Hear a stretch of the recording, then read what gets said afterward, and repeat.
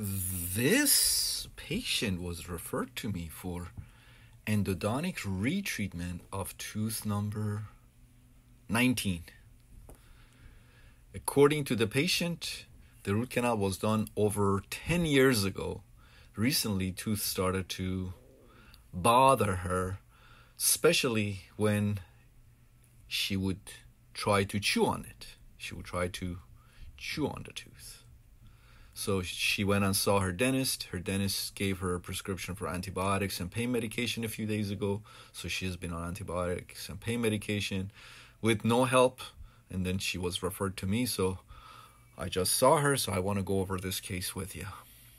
Okay, so patient was referred to me specifically for tooth number 19.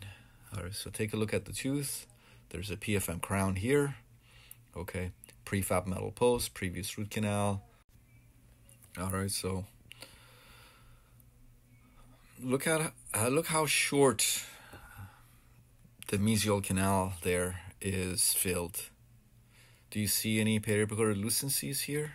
No. Again, this root canal was done over 10 years ago. Look at the distal root here. Look how short distal root was filled. Prefab metal post here. Do you see any periapical lucency here? No. This is not a periapical lucency. This is just part of normal bone anatomy. I'll show you a different angulation. Look at the furcation though. There is some furcation bone loss right there. All right.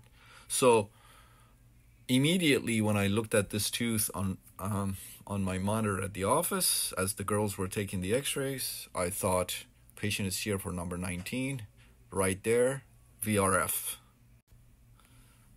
Well, at least possibility of VRF.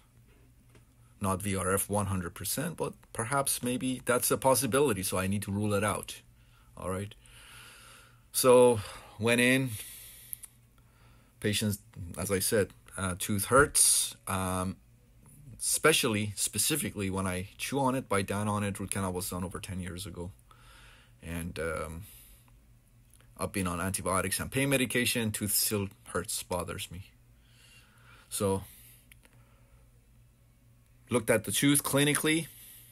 No swelling, no sinus tract, fistula, erythema, what have you, none.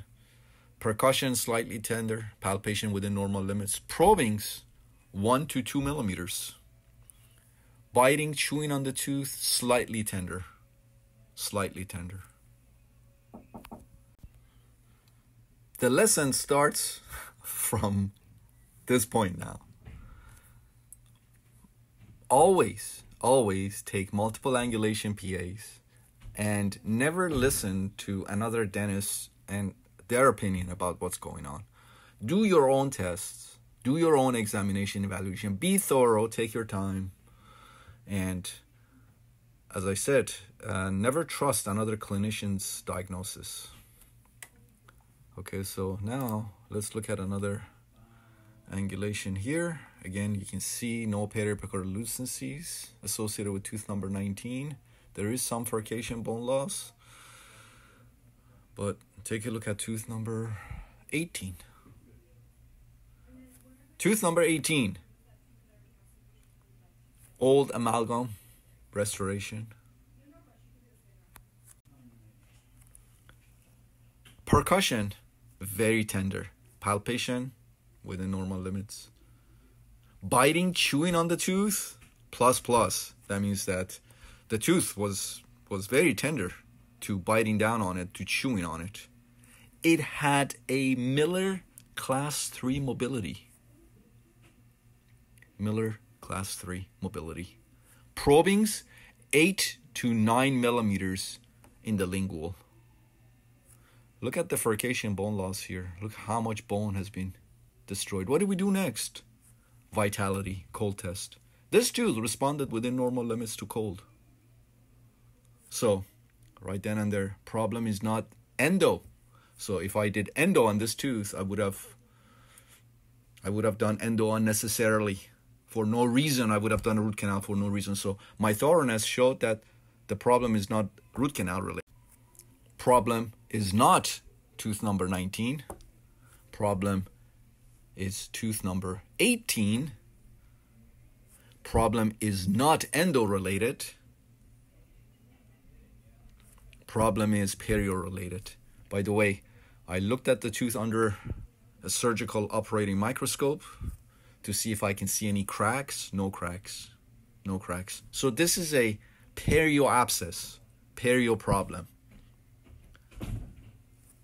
If I did a root canal on this tooth, as an endodontist, if I see every tooth needing a root canal, then I'm like the man who holds a hammer and all he sees is nails. You don't want to be that guy. You don't want to be that clinician. So I look at everything, keep an open mind. I'm thorough with my examination evaluation. So I told the patient, have your dentist refer you to a periodontist.